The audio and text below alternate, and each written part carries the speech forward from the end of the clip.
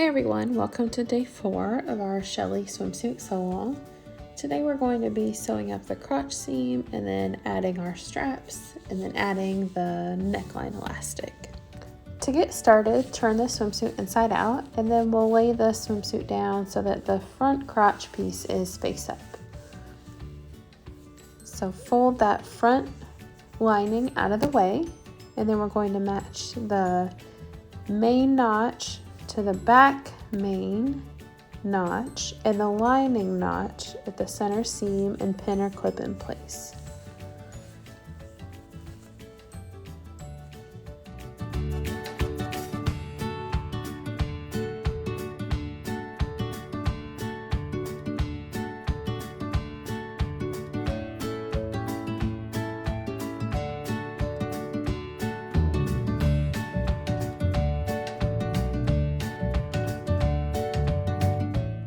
You don't have to baste this part if you don't want to, but because swim is so slippery, I'm going to go ahead and baste those 3 layers together.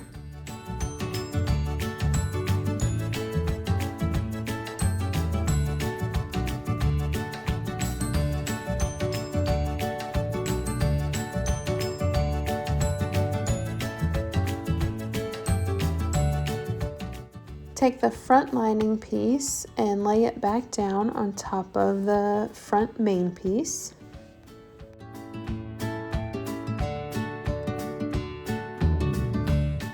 Then we're going to burrito roll the top of the swimsuit down towards the bottom, towards the crotch. Pull the front lining back up and over your burrito roll, and then flip the entire suit over, or if you want, you can just kind of wrap it around the back. And with right sides together, we're going to match the front lining to the back lining at that notch and back seam, and then pin or clip in place.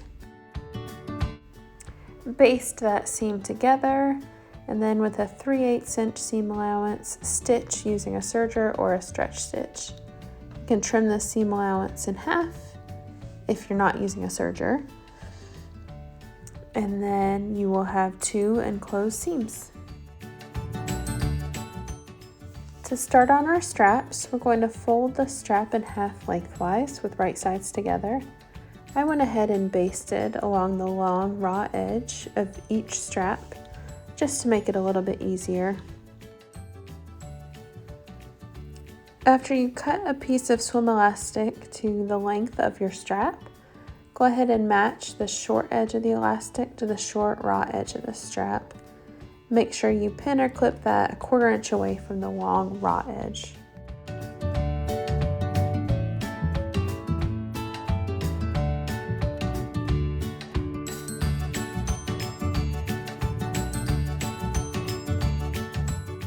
Stitch that elastic to the strap.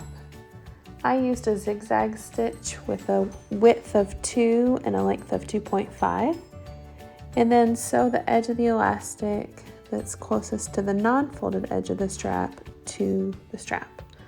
So make sure when you're stitching that you overlap the zigzag between the elastic and the fabric of the strap, so it should cover both. It should not be all the way on the elastic. Trim the seam allowance as close as you can get to your stitching as possible, but be extra careful and make sure that you don't clip through any of your stitching. You could use a serger if you wanted to. If you're going to do that, make sure that you don't cut into the elastic at all, but that you cut off a 1/4 inch of the seam allowance. This will just make it easier when you go to turn your straps right side out.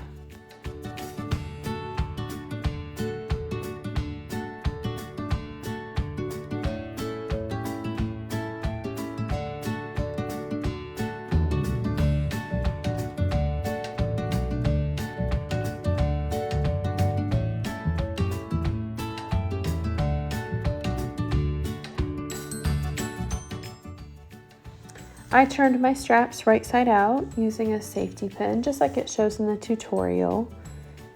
It does take a little bit of time because the straps are fairly narrow, but it can be done. The only thing you kind of have to be careful of is that your safety pin isn't opening as you're trying to push it through. So I just go really slowly and I try to grab the head of the safety pin so that I'm not accidentally opening it the whole time I'm trying to pull it through.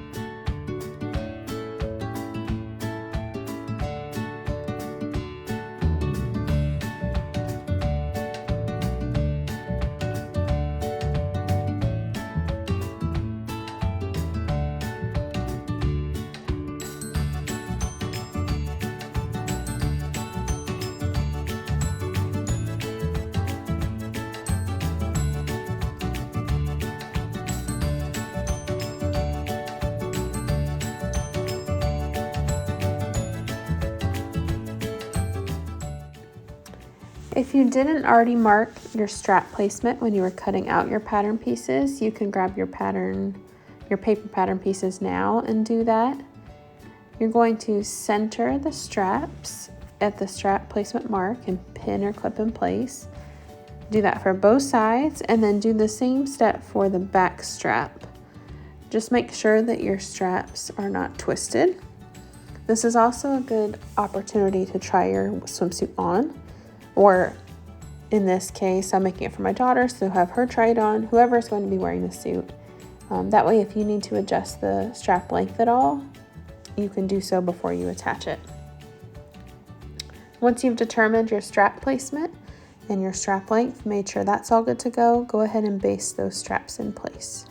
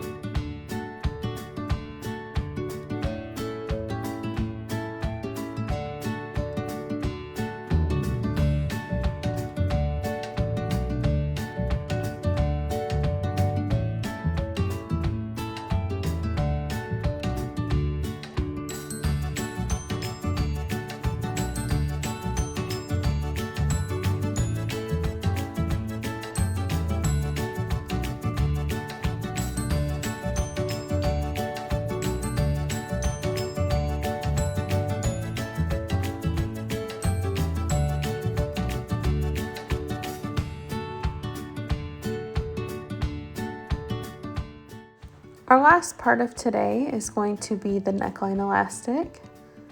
Our first step here is to find the center point of that neckline elastic and then find the quarter points.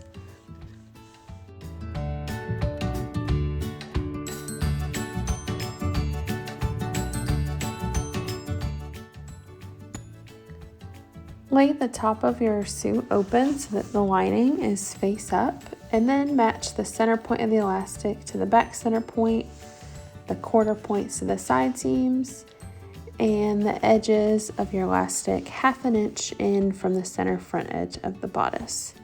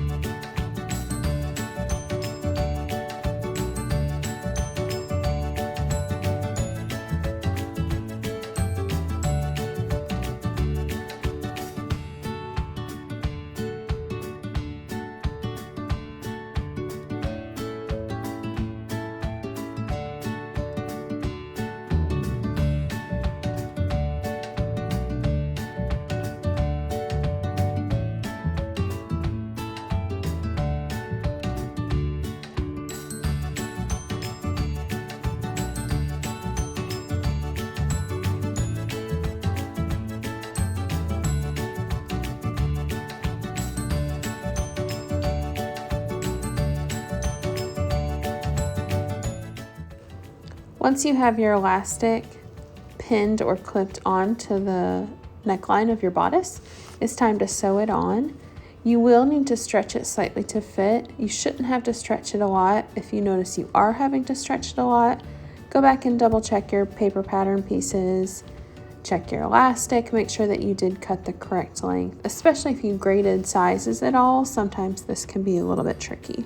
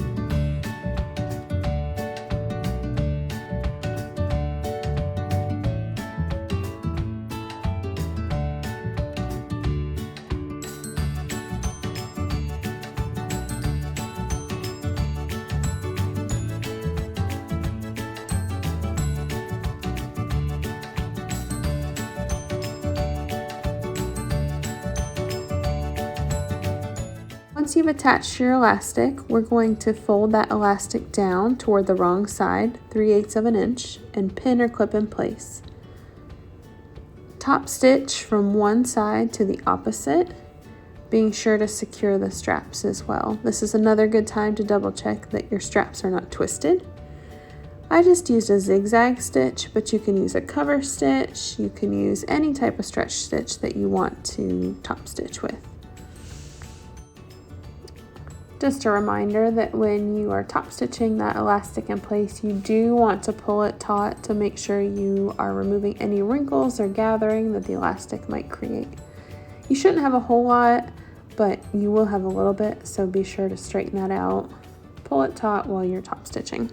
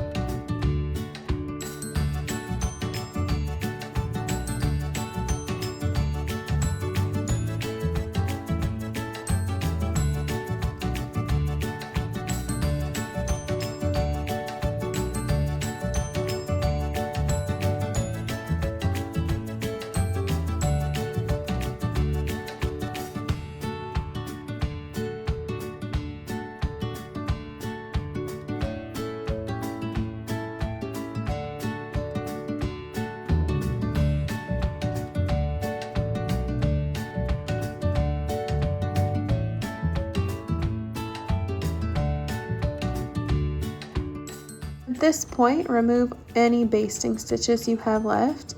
If you want, you can reinforce where the strap and bodice meet just to make sure the straps are nice and secure.